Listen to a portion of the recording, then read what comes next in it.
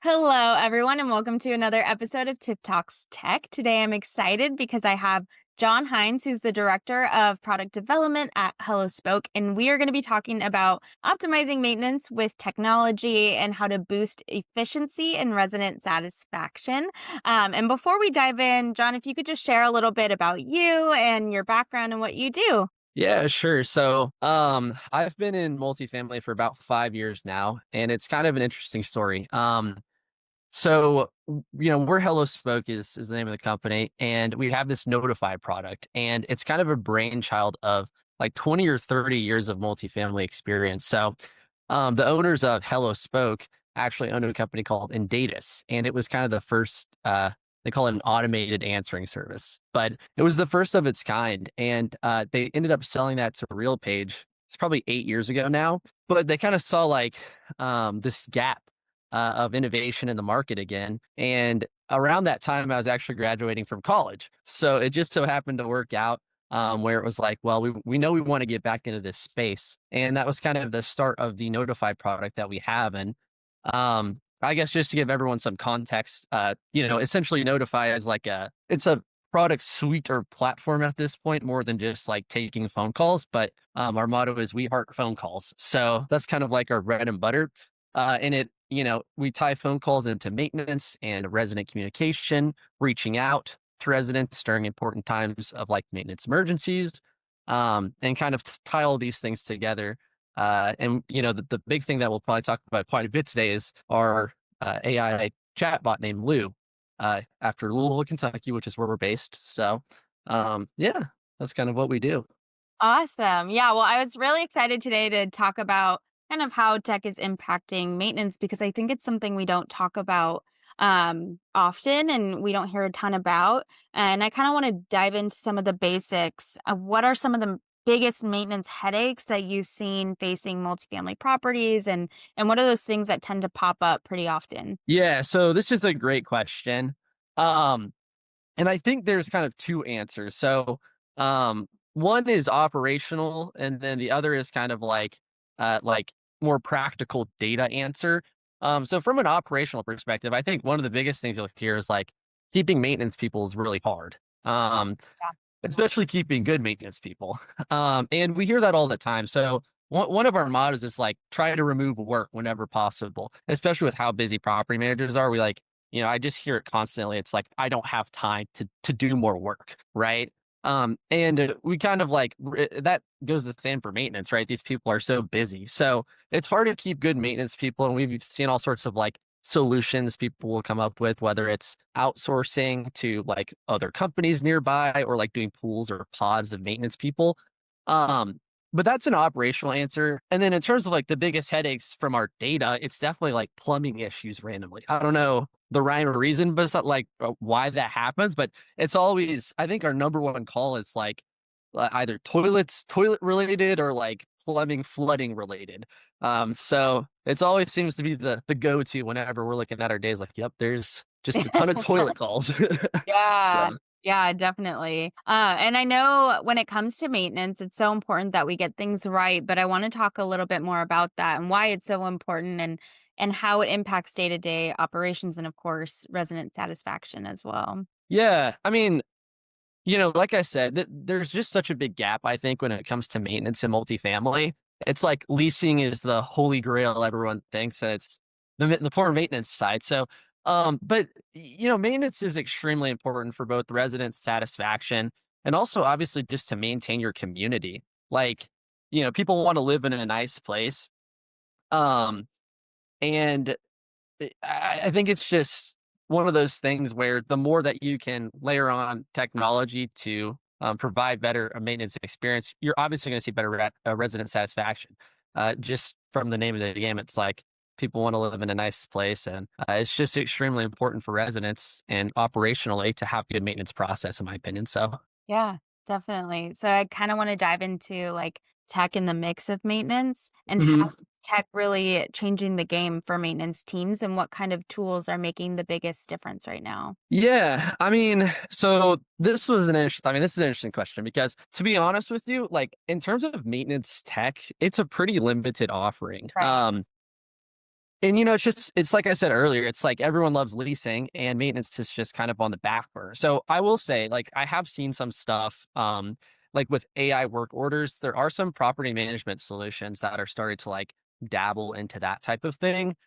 But just speaking from experience, really, that AI sort of maintenance helper, Lou, like on our end is kind of one of the more innovative things. Not to sound too salesy, but so he kind of sits in front of the phone call and will intercept it and then kind of shield away any non-emergency calls for maintenance staff. And that's one of those things where it's like taking away work, it calls back the resident with suggestions as to how to solve their issue as well in the meantime. And honestly, and I'm not just saying this because, I do this, but that's really one of the more like innovative tools that I've seen kind of in the maintenance space. And then there's some operational stuff, like I mentioned, just like AI work orders or some new offerings in this space. But I'm biased, but I would say that's probably one of the bigger sort of tech tools that is making a difference, at least in maintenance right now. Yeah, because like you said, I don't see maintenance being one of those things that people talk about when it comes to tech very often, and so I think it's important that we bring it up as a conversation and, like, what are some of those areas that we could really dive into because we do want our maintenance teams to feel like they're valued, they are, I mean, they're the heart and soul of our properties for sure. Yeah, for sure. Yeah. I know maintenance, it used to be a lot about like how do we react to problems? Are there technologies that you've seen out there that help properties kind of get ahead of issues before they happen? And what does that look like? Yeah, absolutely. Um, so I think there's some interesting tech like recently coming out in this space. I'm sure everyone has heard like the Internet of Things. Yeah. Yeah, so like, and like we don't do this, but I think this is probably where things are going more and more with proactive. And it's going to be like smart sensors, I would say. What Like, is, not to interrupt you, but what oh, is you're good. Internet of Things for somebody who has no idea? Yeah, so the Internet of Things, it basically just means, like, for example, in an apartment community, you have a bunch of things hooked up to the internet, right? Yeah. Uh, and we all do personally, right? Like you got Yeah. probably your streaming, like all sorts of stuff, right? But in terms of property management, what that means is like sensors and devices that hook up to the internet. And then, so for example, if you put like a humidity sensor in the unit, or you put a water sensor underneath the sink, right? Um, there's all these ways that you can sort of like connect an apartment community. I've even heard one about like stove, like you can somehow sense if the stove is accidentally turned on or Yeah. not. Yeah. It's yeah, so and especially in certain communities, that's really important. So, um, but yeah, so essentially all these things hook up to the internet, and then you get more proactive when you're able to basically have a big dashboard that says, you get pinged or texted or something when um there's something wrong with the community. So that's definitely one way. And that's probably the most like practical way is like if there's a water leak, well, you're gonna know because you're gonna get a text that unit 12B or whatever has a water leak, right? Um, so yeah, that's one of the ways that I think that that'll go. Yeah, and I think that'll save a lot of headache and a lot of money down the line if we can invest in things that help predict any kind of issues that might come up, then you're going to spend less later on, for sure. Right. Right. So, I know we talked about this a little bit, but I want to dive in deeper. I know maintenance is a big point of contact between residents and management, and how does Mhm. tech really come in and help improve that communication between both of those? Yeah, so this is a question very near and dear to my heart. So, it's a real challenge doing both at once in terms Yeah. of like removing maintenance workload and also improving resident satisfaction. So I think like a lot of tech is starting to focus on transparency. Well, I hope, and I do see this trending a little bit, but so like you're able to look at your work order and how it's being tracked, for example, right? That's one way of being sort of more transparent and having a better line of communication with the resident. Again, what we do with Lou, he calls back the resident. So if it's a non-emergency about a light bulb, he'll actually call back the resident, say, hey, Tiffany, unfortunately, this is not an emergency. And like you could get a portable, it'll offer all sorts of fun steps depending on what you call about. But it could say like, get a, do you have an extra lamp in your room or do you have like a camping lamp or something? You know what I mean? And it also stops that call from going out to maintenance. So I think really the name of the game with all this stuff though is like the faster you can get back to the resident, the better it's going to be.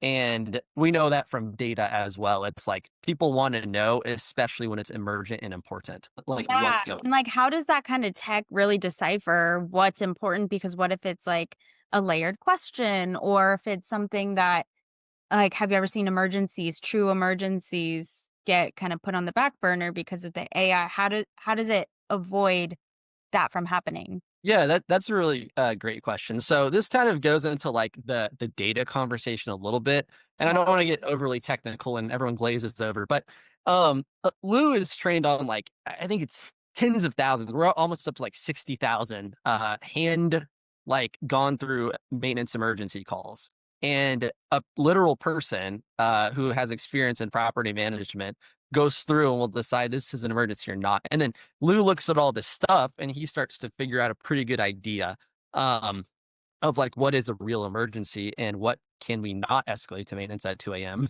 Yeah. um, you know what I mean? So yeah, he's trained on a bunch of data and then he plays it very safe. So layered questions is a great example of that. He'll always err on the side of escalating the call out to the maintenance person because again, it's so maintenance is so like sensitive. And this is, I feel like part of the reason maybe people haven't touched it with technology, like haven't gone into the really maintenance tech world is because it's like scary, right? It's so specific too, and like the way that people say things, it can differ. And Oh, 100%. And you will see, I mean, a million variations of the same call. So, yeah, I mean, it's just tough. And, I'm personally just really trying to pioneer through this because it's like, this is a tough world and getting people on board with maintenance technology is also a tough conversation for our salespeople to have sometimes. You got to have the right people who are forward thinking and innovative at the management company, or it's like, I'd rather just have a person deal with that, which sounds good at first, but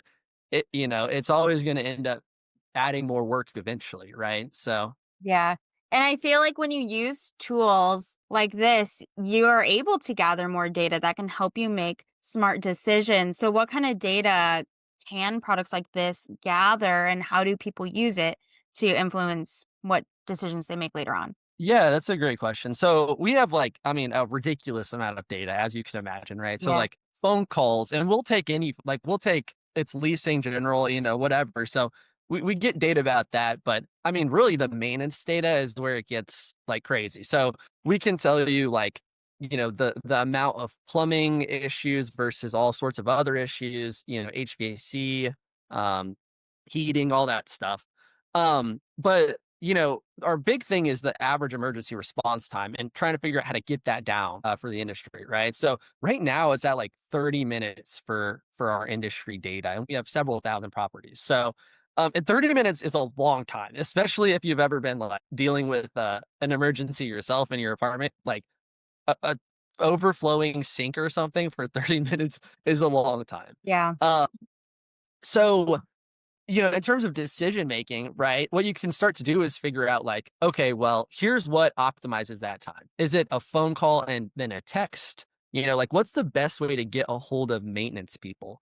And like you could go down a data rabbit hole for days and probably figure out how to make some better decisions. But when it comes to like practically, like what's an easy way to improve, my maintenance operations, it really comes down to like dealing with maintenance people. How do you get them to respond to calls faster? Um, and how it's also staffing, right? When do I get peak maintenance calls, right? And is there a way to help out with that in some way? So yeah, data's a big topic, but those are some like very basic ways of how we, try to help people with that. Yeah, for sure. How does tracking that data help boost efficiency? I know it can feel kind of obvious, obviously, that you're not spending as much time answering those calls and things like that. But do you have any cool examples of how properties are using that information to get better at what they do? Yeah, I mean, I'll just go. I think my last answer probably is pretty close to this, but it's like, it like properties and management companies will come. come up with all sorts of like best practices to boost their own efficiency. Yeah. And it's different for everyone because everyone's maintenance people and their preferred way of communication is different, right? Um, so, for us, it just goes back to like what works best for you guys. And that's a big part of like the onboarding and what we try to deal with is like, again, even if you're not using like an automated service like us, it's like you just got to figure out what works and what's going to be the most efficient for your people. And a lot of times it's trial and error to figure out, uh, you know, what's going to make this the best maintenance experience. Yeah, definitely. Switching gears just a little bit. I know people are often afraid that tech is going to replace jobs, and that's not really the goal. How do you see tech actually empowering maintenance teams specifically rather than replacing them? I don't think that tech is at the point where it could really replace them, but how do you see it empowering them? Yeah, so this is like a very important question to us because we do a lot of AI. We have a lot of AI conversations. So, and the biggest thing for us is like, and it goes back to what I said earlier. Like our goal, and I think everyone in this space, their goal should be to remove work and empower people generally, maintenance people, property managers, to focus on what matters and what is important. And for property managers, that probably means interacting with residents and like having human connections in meaningful ways, right? Like that should be the name of the game, but they're drowning in paperwork, right? So, and for maintenance, it's a similar thing, right? Like we're trying to remove the calls that they shouldn't get anyway, right? Like they should not be waking up at 2 a.m. because of a light bulb, right? So I think if everyone does this correctly, which I'm sure some people who know this, AI is a crazy thing right now, but if everyone does this correctly, you should be able to improve people's lives and take away unnecessary work while ensuring that, they still have a job, and are still they're doing more meaningful work because of it. Right. Yeah, absolutely. And then with that, there does come an element of training as well, because I know, like we talked about, leasing, it tends to get a little bit more attention than maintenance, and they tend to get a little bit more training as well. How do you make sure that the tech is easy for maintenance teams to use, and those who may not be super tech savvy, how do you make sure that they have the full ability to do what they need to do? Yeah, so training is this is a fun question because this always comes up. It's like in everything I do and build, like it's always a question. How do you make this as easy as humanly possible? Yeah. And it's just the industry. Like people are so busy and if this isn't the world's easiest process, people immediately are like I can't deal with this, right? Right. It's like I'm done, get me out of here, like all that stuff. So, everything I do literally on a daily basis, I try to think through that. And I think, to go back to the Lou example, right? This sort of AI maintenance helper, it's like Lou doesn't like he just does stuff and they don't even have to think about it. In fact, like I think that half the maintenance people who use this on our service probably have no idea that it's actually pulling calls out. And that's probably preferred because they don't have to think about it, right? It's out of sight, out of mind. And I think another kind of like avenue of this is automation. Like if you can automate stuff, and I know we talk about centralization in this industry, but like if you can automate stuff for your people where they literally don't have to do anything, that is the best way to implement technology. Yeah. So, especially, I mean, we have validated this over and over in this industry. It's like you got to make it easy, right? Totally, absolutely. Switching gears just a little bit and talking about the resident side. I know technology can make things easier for maintenance teams and leasing teams, but how does that impact the renter's perspective? What kind of changes are they noticing with this kind of technology, and are they having more satisfaction with the quicker response time? And what does that look like? Yeah, so I think the resident satisfaction is another very important part of this whole conversation as well. I think the transparent it kind of ties in with the transparency we talked about earlier. And to me, it's just like how do you communicate as quickly as possible with that resident? Because like I said earlier, it's like the faster they know and they stay in the loop on stuff, the Yeah. better experience they're gonna have, right? So um in the case of what we do, it's like Lou calls back the resident way faster than a human could call back, right?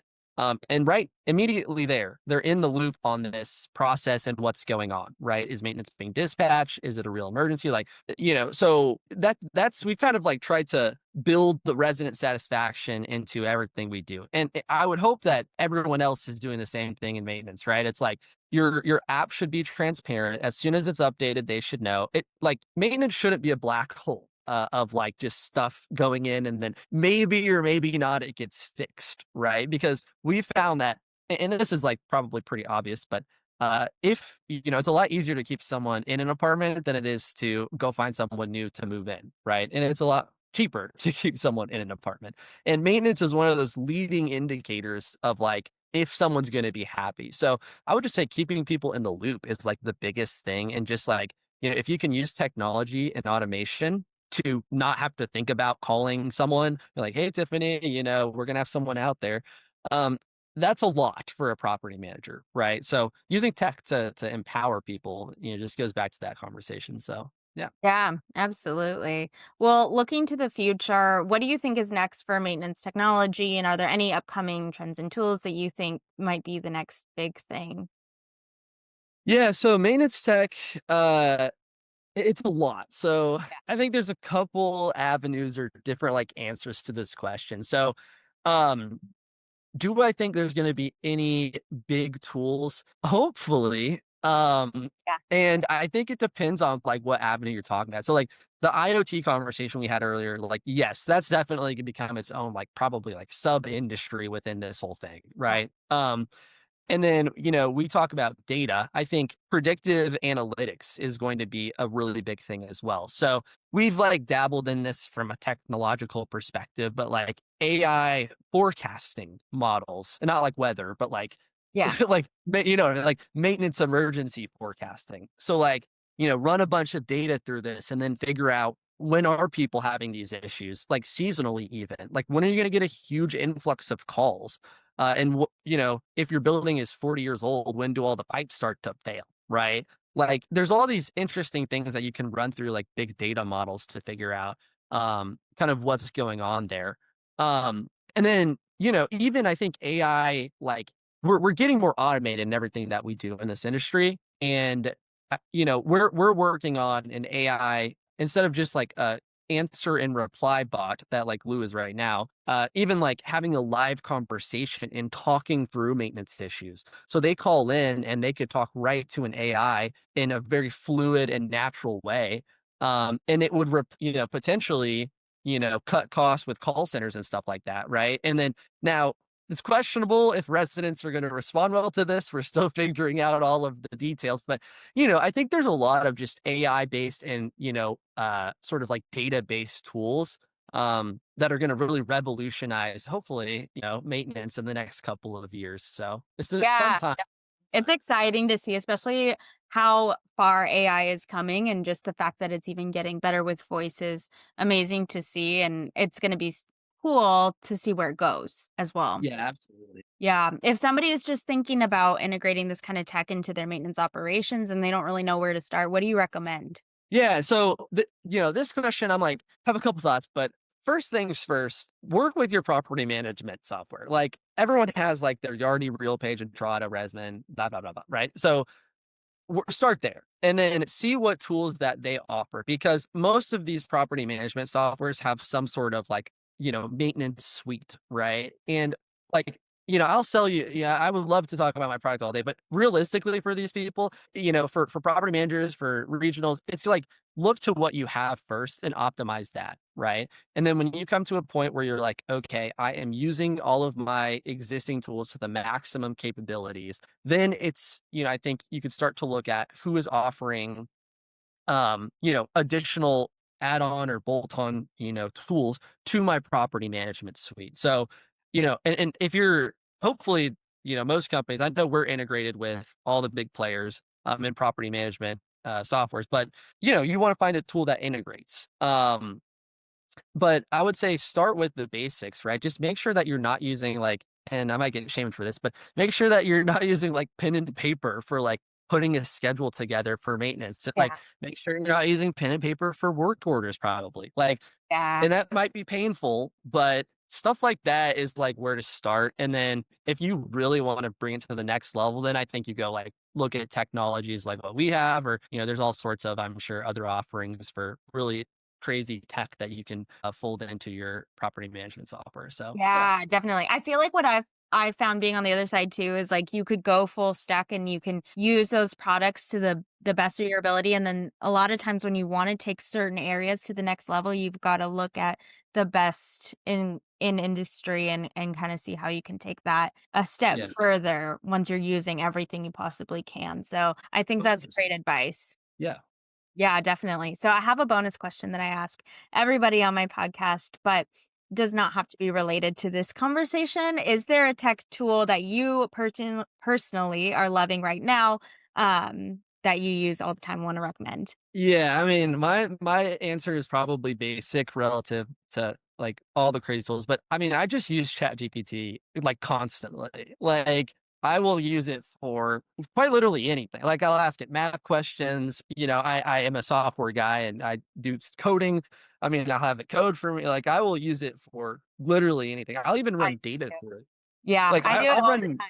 yeah, it's just I'll run data. I'll like pull like reports from properties or management companies, and I'll see like if I can get this data like figured out, and then try to have it like run, because I'm always thinking of ways to like optimize it and present things in meaningful ways, and it's just a crazy tool to like have around essentially. So I use it as like my little sidekick essentially. So yeah, Yeah, totally. I am honestly surprised by the amount of friends that I have that don't have never used Chat I GPT. know. Like And it's like, what do you guys do? I'm like, everyone's in that. If you're not using it, I'm like, you're I use behind it because for my everyday life. Like I had to write a recommendation for like my brother for a job and I was like, "Okay, write me something or put these thoughts into a paragraph." Like yeah, I mean, it's fantastic. Like I said, I will literally ask it. I'll get like a coffee or like a certain type of coffee. But wonder how much like caffeine this actually has in it. And I'll just go,